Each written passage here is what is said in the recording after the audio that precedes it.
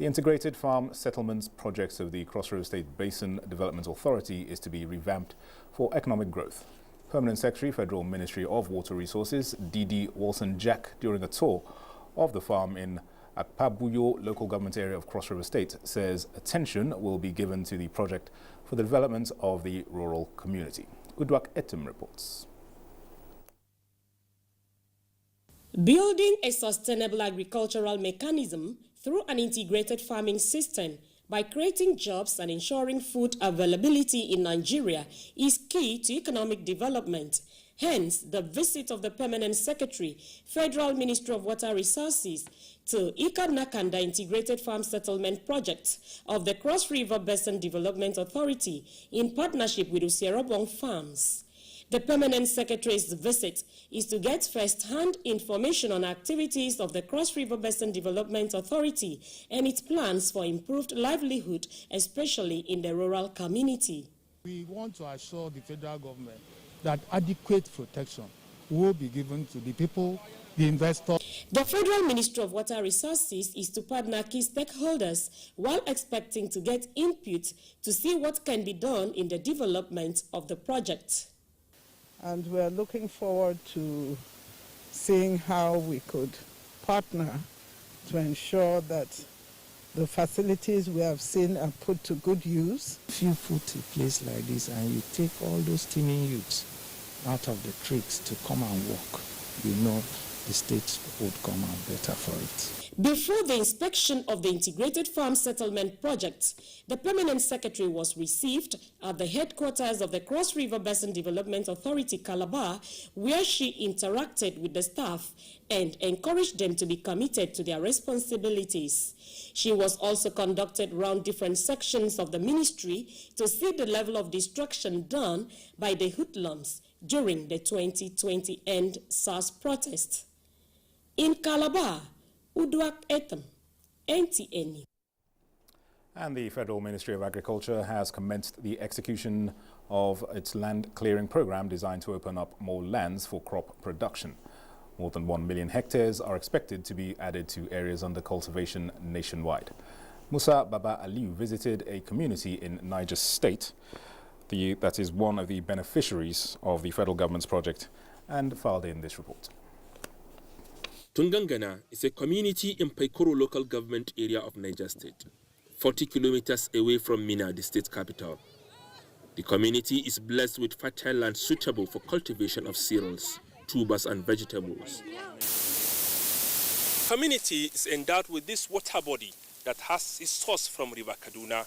Over the years, the people use the water for only domestic purposes and sometimes fishing. But the federal government is telling them that they can utilize the water body for irrigation farming activities. 70-year-old Salihu Numa says the people of the community only engage in rainy season farming and fishing, but never believe that they can do dry season farming. The federal government has stepped in to teach the community how to utilize the water to grow more crops all year round. 140 hectares have been cleared for rice production. The entire 417 hectares cannot support rice in totality. So about half of that land can actually support both lowland and upland rice. Tractors, seeds and chemicals, including other farming tools, were provided by the federal government. These women are happy that they were carried along in the project, requesting for simple equipment that can handle. Traditionally, permission has to be sought from Sarkin Ruwa to avoid what the people describe as spiritual attacks from the lake. I met the Sarkin Ruwa Amadi Isa. He told me that permission has been granted and he is also participating in the federal government program. From Tungamala in Paikoro local government area of Niger State, Musa Baba Aliu, NTA News. And as Nigeria's economic drivers continue to explore untapped resources, a multi-agency collaboration is on course towards developing a roadmap for harnessing the export potentials of hibiscus flower.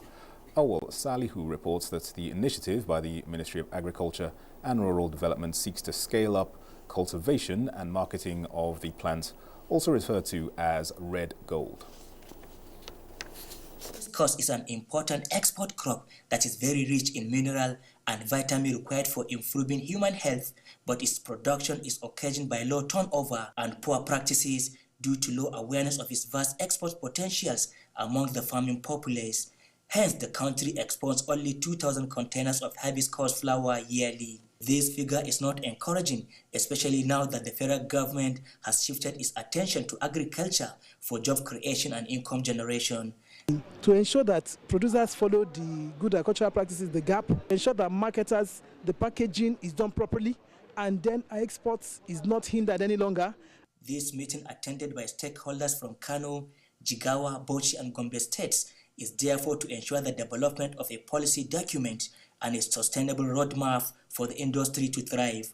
This is in addition to exploring efforts to generate foreign exchange through awareness creation on its health benefits and industrial use. I want to believe that most countries that reject our product will come back looking for our product. The issue of controlling the quality of hibiscus for it to be marketable outside. The economic values of hibiscus, according to stakeholders, if properly harnessed, will surface any agricultural produce in Nigeria in terms of foreign exchange. In Kano, Awal Salisu, NTA News. Now, 2021 International Day of Forests is commemorated with the understanding that restoring the health of forests and sustainably managing them are crucial to supporting livelihoods, mitigating climate change, safeguarding biodiversity, and reducing the risk of future pandemics. On NTA, Fineface reports that the 2021 commemoration emphasizes the role forests play in building a better, healthier, and more equitable world as nations across the world strive to recover from the COVID-19 pandemic. 2021 International Day of Forests is commemorated with the understanding that restoring the health of forests and sustainably managing them are crucial to support livelihoods, mitigate climate change, safeguard biodiversity, and reduce the risk of future pandemics. It is my hope that reforestation and projects can be seen as areas of investment, offering jobs and livelihoods at a time when they are needed most, all while protecting against future crises. The theme for this year's celebration, Forest Restoration, A Path to Recovery and Well-being, is said to be of particular relevance as the global community builds the foundation for a sustainable recovery from the economic and social losses of the COVID-19 pandemic. Forest restoration activities create green jobs, generate incomes, improve human health, and increase food security. Rather than serve as sources of livelihood for people, forests in Nigeria are fast becoming haven for insurgents, bandits, and kidnappers. In addition to regulating the exploitation of forest resources, the federal government now contends with making them safe and secure for use. And that's why we find it worrisome that forests in Nigeria have become a safe haven for all sorts of criminal activities. They have become ungoverned space and a place of reign of terror. And this is something we need to take definite steps. There is no national park that undertakes monitoring and patrol activities without involving the Nigerian police force, without involving the Nigerian army. In some cases, we reach out to the Nigerian Air Force for area survey. The 2021 commemoration emphasizes the role forests must play in building a better, healthier, and more equitable world as nations across the world recover from the COVID-19 pandemic. In Abuja, Onengiye Fineface, NTA News.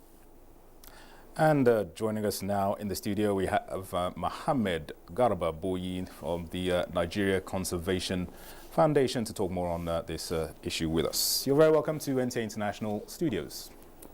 Thank you very much.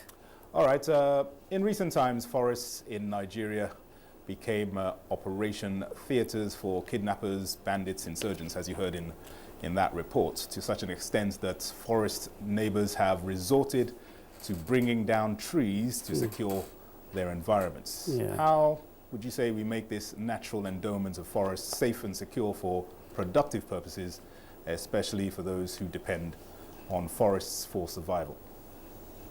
Well, thank you very much. It's unfortunate or a pity to have such kind of activities taking place in our forest, which suppose food, medicine, and other, commodities or products that will help us, to earn a living.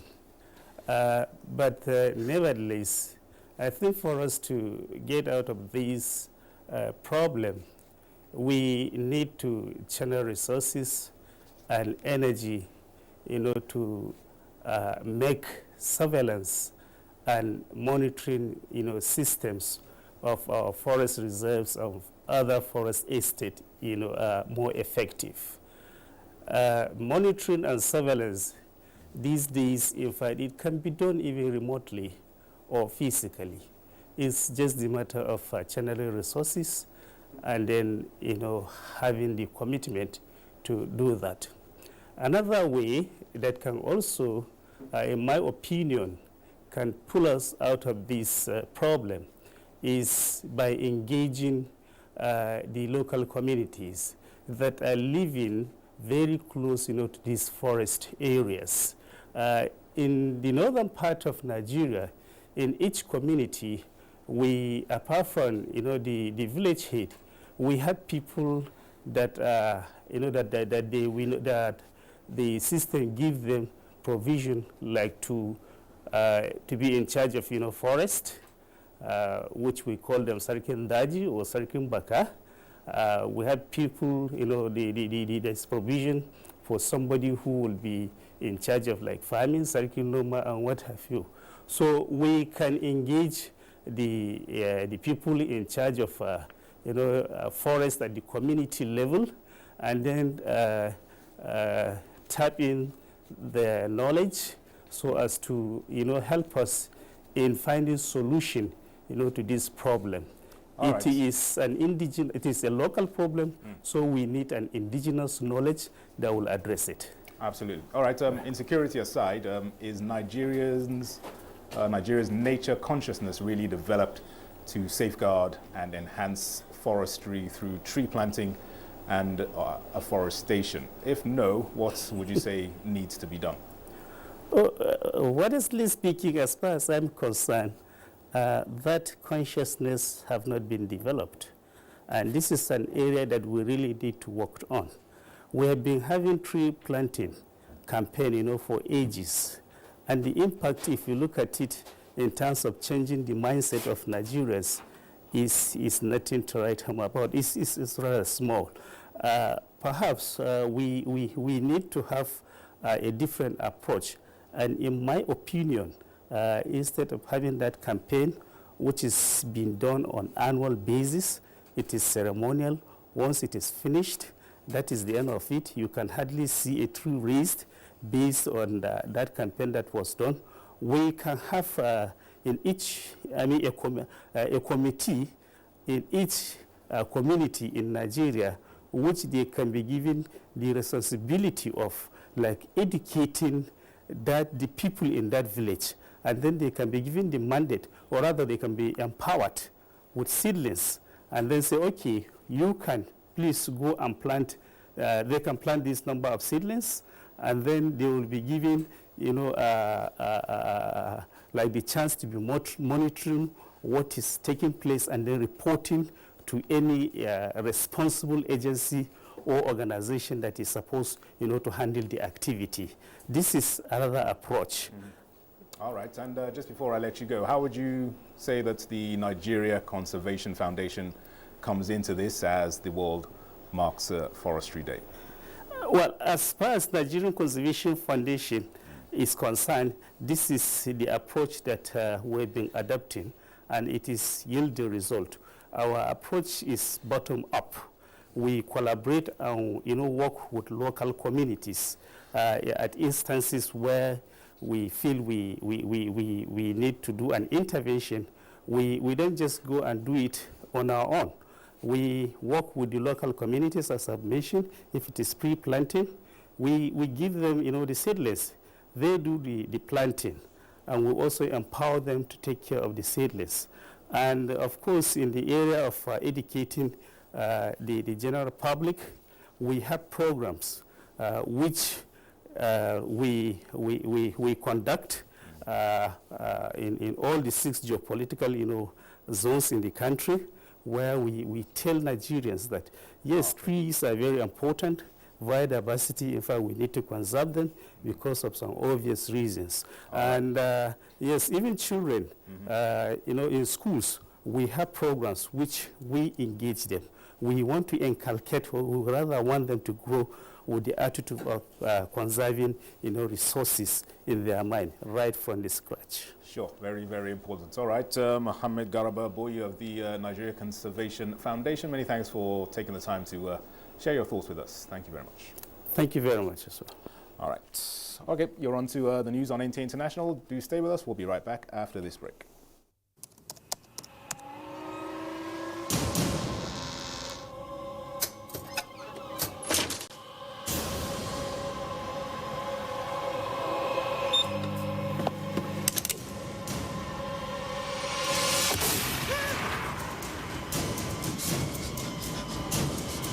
Experience unlimited super-fast internet access from Entel 4G.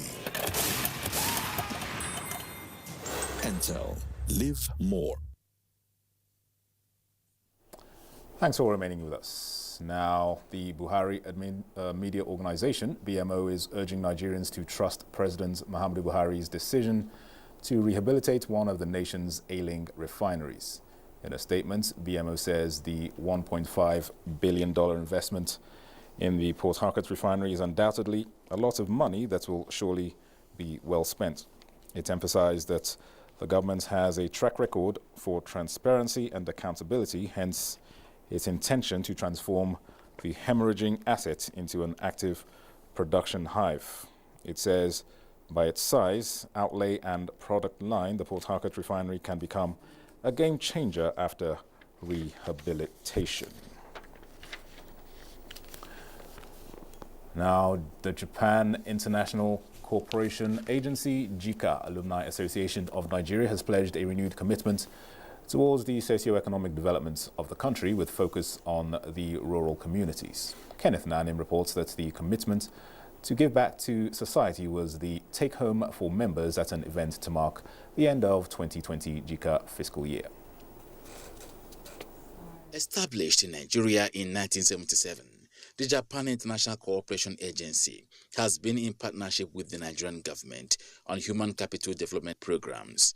In the 2020 fiscal year, JICA Alumni Association of Nigeria rolled out series of programs for the benefit of Nigerians, especially for the rural dwellers. Though some of the activities were somehow disrupted by COVID-19 pandemic, the association is out to celebrate and evaluate performance as JICA 2020 fiscal year winds down. We had workshops in the agricultural sector, we had workshops in the educational sector, we had workshops in the health sector. If we use any yardstick of measurement, for example, the attendance and the impact, I think we're successful. Teachers have been taken to Japan and they have built their capacity in order to strengthen that mathematics and science education in Nigeria. We are committed to continuing to provide these training opportunities and believe Nigeria could realize its full potential with such kind of cooperation. Aliyu Bello and Obiyo Chukwuma are scholars under the African Business Education Initiative. They could not travel to Japan for their programs due to coronavirus pandemic, but have been participating online. It has indeed been refreshing the sheer amount of literature and research that the Japanese have undertaken on tropical medicine and healthcare policy for developing countries. Other direct beneficiaries of JICA-assisted programs who shared their experiences commended the mutual cooperation and efforts of both countries towards industrial and manpower development. We come together to encourage development, cultural ties, technology. And being a health-oriented person, if you had to work in their hospital, you must speak Japanese. The JICA 2020 fiscal year is expected to end on the 31st of this month. Kenneth Nanim, NTA News. The Nigeria Governors Forum has described as barbaric and brutal the attempt on the life of Benue State Governor Samuel Otom and his convoy. A statement by the Chairman and Governor of Ekiti State, Kayode Fayemi, says the recent unprovoked attacks on some targeted individuals are unacceptable and condemnable. The forum sympathizes with the governor and people of Benue State and pledged its solidarity and commitment to uncover and prosecute the perpetrators of the heinous crime. Meanwhile, the Nigeria Police Force has ordered full investigations into the circumstances surrounding the attack and reported attempt on the life of the governor of Benue State, Samuel Otom, at his farm on the outskirts of Makurdi, the state capital. A statement by the force indicates that the Inspector General of Police, Mohammed Adamu, condemned the incident and has equally directed the Commissioner of Police, Benue State Command, to take adequate measures towards strengthening and improving security in the state, particularly around the governor. The IGP has also directed the CP to carry out a thorough investigation into the incident and ensure the arrest and prosecution of persons indicted in the course of the investigation. Meanwhile, the IGP has ordered the immediate deployment of a team of specialized investigators from the Force Criminal Investigations Department, Abuja, to Benue State to provide additional investigative support to the Benue State Police Command. While calling for calm, the IGP has assured the people of Benue State and the country as a whole that the force will continue to do its best in stabilizing the security situation in the country. In other news, Governor Aminu Waziri Tambuwal has called on the people of Sokoto State to accept the AstraZeneca vaccine against COVID-19 infections. Tambuwal made the call shortly after taking the jab at the Governance House, Sokoto. Dalhatu Abdullahi reports. Tambuwal was administered with the vaccine alongside his deputy, Manir Muhammad Danya, Chief of Staff, Government House, Sokoto, and some members of the State Executive Council. The governor advised people of the state to accept the vaccine, saying that health is wealth. He stated that it is better for people to accept the vaccine to become safe instead of being helter-skelter seeking for care after being infected by the disease. It is very important that we stay safe and secure. I believe prevention is better than cure. Tambuwal explained that though there are some concerns about the possible reactions of the vaccine, but the available statistics indicated that its efficacy is higher than its side effect. In Sokoto, Dalhatu Abdullahi, NTA News. Meanwhile, the Nigeria Center for Disease Control has announced 112 new cases of the virus in the country. The total number of confirmed cases is now 161,651, out of which 147,775 have been treated and discharged. The death toll now stands at 2,030. Now, dealing with desertification and its attendant environmental challenges is one need-oriented research and innovation area Nigerian scientists are looking at this time. This is one problem the National Biotechnology Development Agency is seeking solutions to, as exhibited at the 2021 Technology and Innovation Expo in Abuja. Justin Bem Unyi reports on this and other innovations and inventions displayed at the expo. All right, it appears that report is not ready. We'll bring it to you in our subsequent bulletins. Former President Chief Olusegun Obasanjo has described the late President of Tanzania, John Magufuli, as one who acquitted himself as an African leader of great distinction to his country. In a statement by his special assistant on media, Kehinde Akinyemi, former President Obasanjo noted that the late Tanzanian president devoted his time to service his people, particularly in the area of infrastructural development, describing him as a statesman, profound thinker, tactician, and patriot. The former African Union leader remarked that Africa has lost one of its finest sons. Obasanjo prayed to God to grant the new president wisdom, courage, and fortitude as she assumes the office. Earlier, he had written to the new president to formally condole with her and the good people of Tanzania on the demise of the country's leader. Meanwhile, authorities in Tanzania have fixed Thursday, 25th of March this year for the burial of the late President John Magufuli. This has been taken to his church on Saturday and will remain there until March 21st, after which will be moved to... Of the late President John Magufuli was taken to St. Peter's Catholic Church in Dar es Salaam for a special service. Mourners converged on the church to pray for the repose of his soul. The former vice president, who just stepped in as the president, was also in the church for the special prayers. After the service, reports say the body will remain in the church until March 21st, after which it will be moved to Dodoma for public viewing on the 22nd of March, before being taken to Mwanza on March 23rd. On March 24th, family members and all international and invited guests will have a chance to pay their last respects before the burial day on Thursday, 25th of March. Musa Baba Aliyu, NTA News. All right, just before we close, let's take a look at weather prospects for Monday.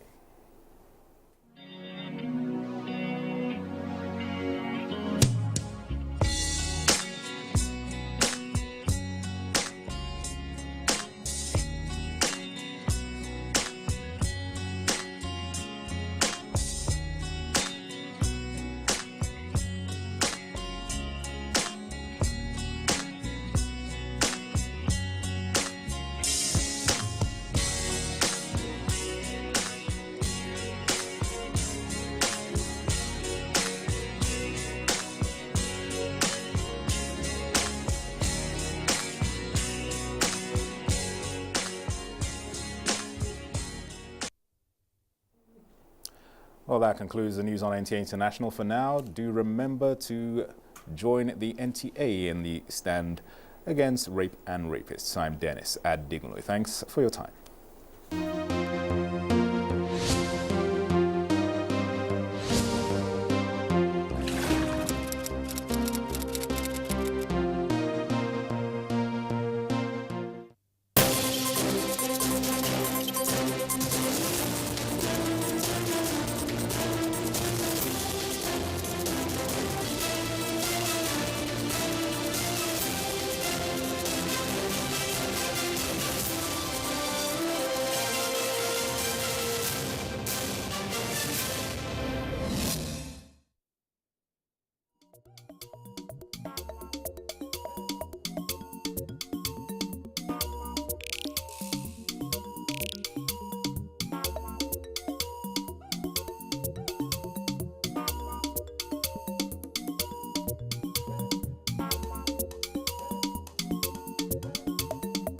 This is NTA International. I am a Nigerian. I am one in 5 Africans. I am a Nobel Prize winner, a soccer champion, a giant of literature, a musical icon. My roots lie in the dusty Sahel of the north, in the rich rainforests of the east, in the savanna plains of the west, and in the oil-filled swamps of the delta. My strength flows from the waters of the Niger and the Benue. Nigeria is my home. I am the voice of 200 tribes speaking more than 200 languages. I am the laughter of the world's happiest people. I am my brother's keeper. I am a child in one of the youngest nations on earth. I am the passion.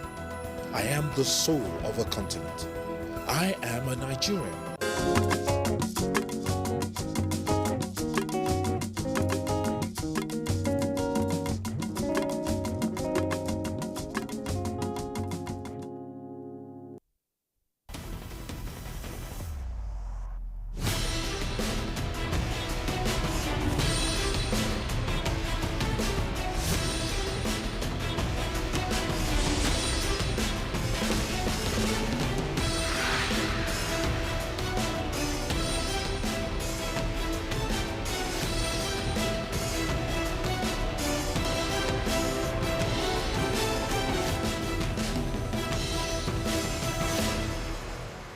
Hello and welcome to Nimasa This Week, the voice of maritime.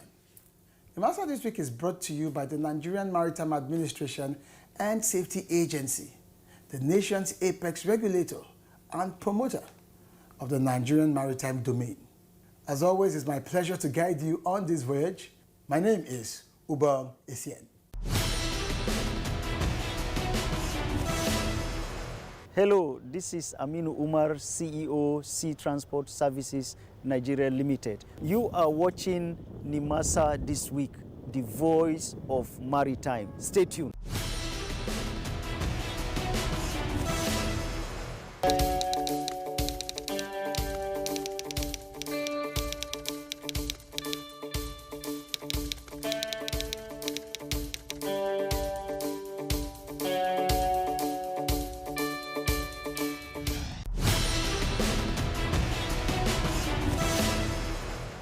Welcome back. It's still NIMASA This Week, the voice of maritime. It's been 1 year since Dr. Bashir Jamo took over as the Director General of NIMASA, alongside his current team of the executive management. Now, many have been asking, when are we rolling out the drums? Will there be any form of a commemoration? Well, I've got news for you. Before we can roll out the drums, there must first be a scorecard, an evaluation of the performance of this DG and his team over the past 1 year. Little wonder that on today's DG's diary, Dr. Bashir Jamo took out time to inaugurate an independent committee consisting of nominations from the various stakeholder groups in the Nigerian maritime sector to evaluate him and to score him and his team on their first year in office. This is not an evaluation being carried out by NIMASA or any of the agencies of government affiliated with NIMASA. Far from it. It's going to be independent, and you'll get to meet the members of this evaluation panel and have a sense of what they'll be looking out for.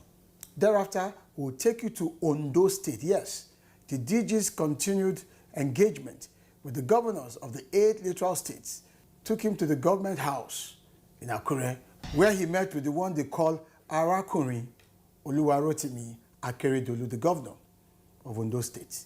The discussions centered on the blue economy and what NIMASA can do to support institutions that are linked to the maritime industry located in Ondo State. And of course, some of our other regulars that you've come to associate with the program. Already waiting for you, and as we say here at NIMASA, it's anchors away.